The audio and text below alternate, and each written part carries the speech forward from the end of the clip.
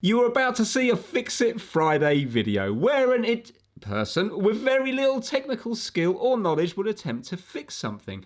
This is not a how-to video and is likely to be factually incorrect and at times possibly dangerous. Please don't copy Kip and see this video for limited entertainment purposes only. Roll titles!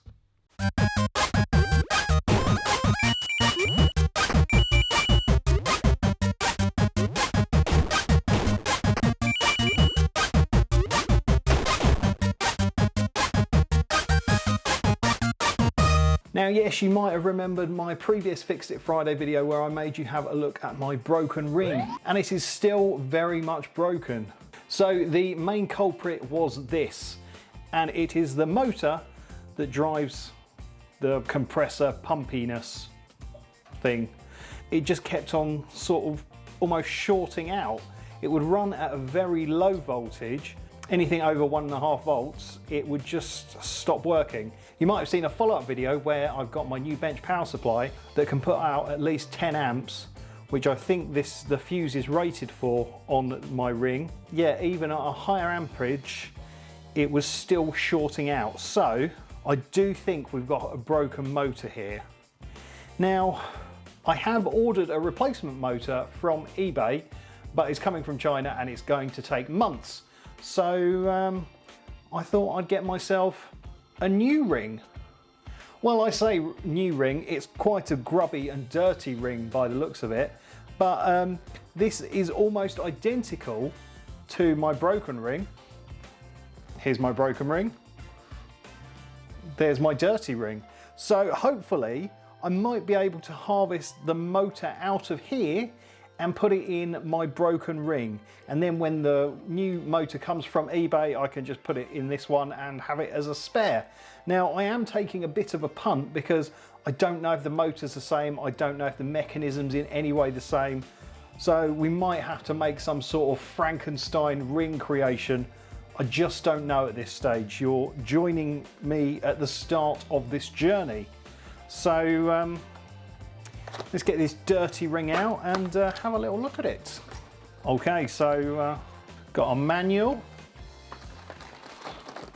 Wow, this is almost identical to my ring, but I'd say my ring's a lot cleaner than this one.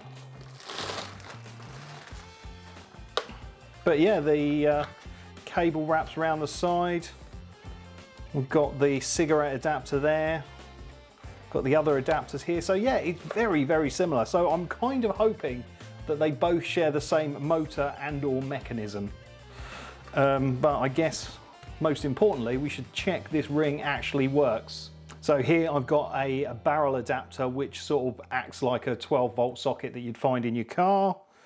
Let's plug it in,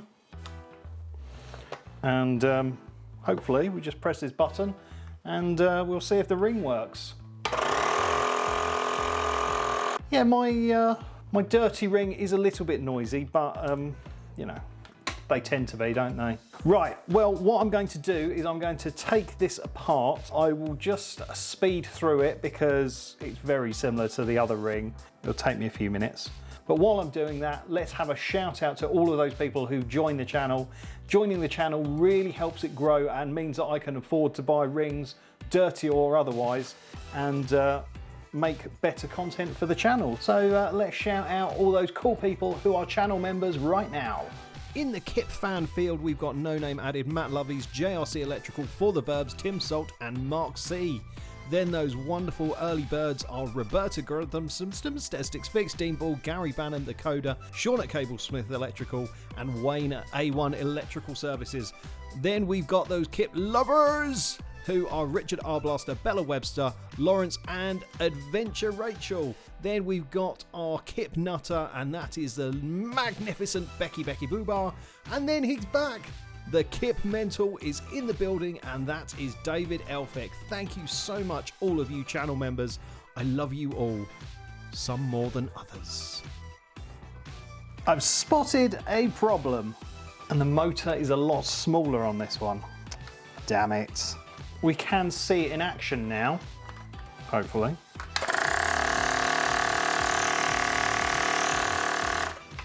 Okay,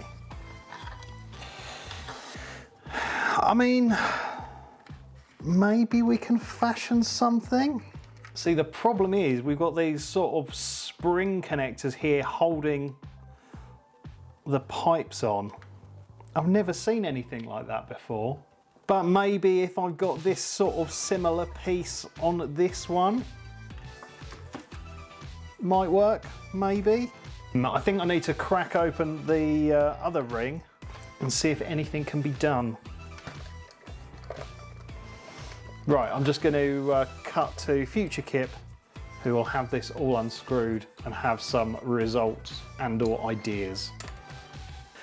Okay, so we've got my two rings here.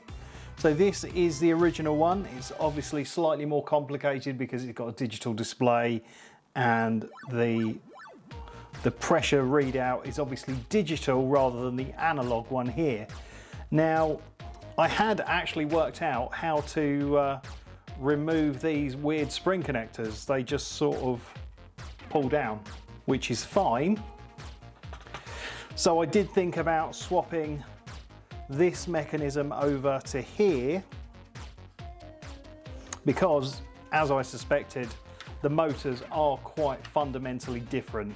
As well as being different in size, the size of the cogs is different. So I can't take this motor out of here and put it straight into that one because it won't go into the mechanism. And also, because they've both got different mechanisms, I mean, this is basically a higher quality version of this one here. Yeah, there's just no way of mounting this one in this case. So I think I'm stuck really. There's not really much I can do without having a proper replacement motor, which I don't have.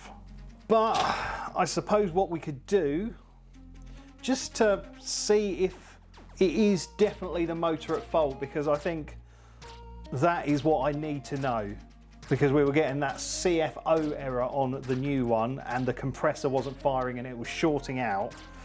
So I might just have to wait for that bigger motor.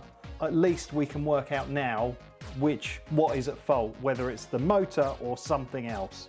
Because obviously when the new motor comes, it doesn't matter.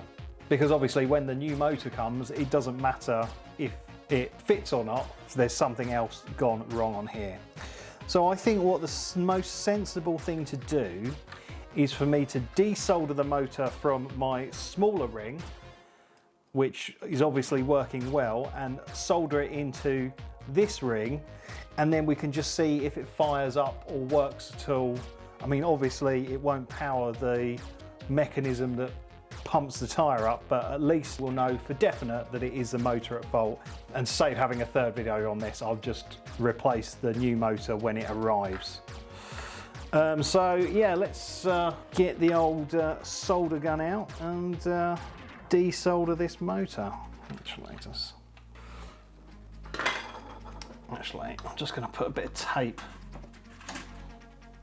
so I know which is the positive terminal and which is the negative, because these ones have got coloured wires, this one does not.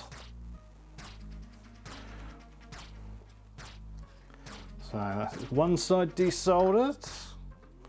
Let's desolder the other one. Perfect.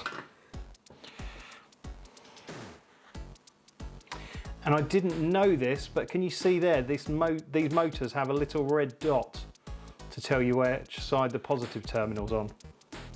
Fun fact. Right, okay, so let's get this out of the way. Let's just roughly solder this back. I've got a fume extractor, I should use it.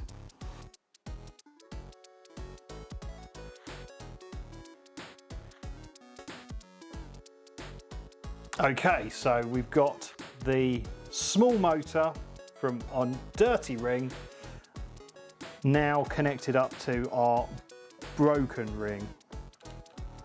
Right, I need to get some voltage into this. Right, okay, so we know that the tip is the 12 volts and that is the ground. So the tip has all the power, remember that.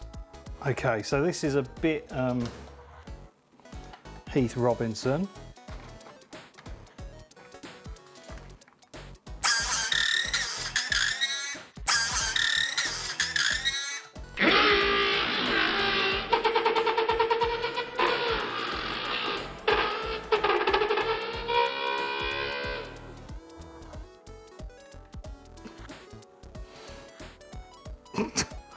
Okay.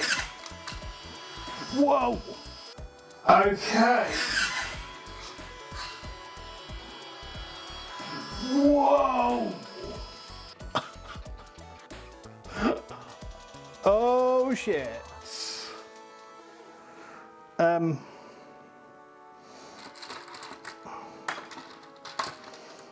Oops. Well, okay. So good news is we've worked out it is definitely the motor at fault, because obviously the motor spun up there. But what happened was the motor sort of ate the cable and threw this guy off. Yep, that's destroyed that. But I was right. I was correct in my diagnosis. The motor is faulty and shorting out. So, not good job. In a way, I fixed it. I mean, this wiring's never going to be the same again. But yeah, wow.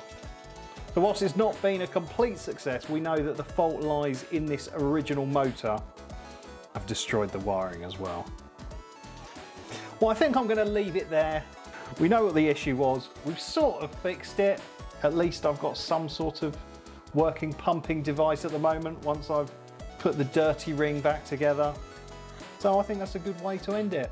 I hope you've enjoyed it. I've learnt my lesson about keeping motors out of the way of, well, everything when they're powered up. I'm such an idiot. Anyway, thank you so much for watching. Don't forget to like and subscribe, but for now, it's very much game over.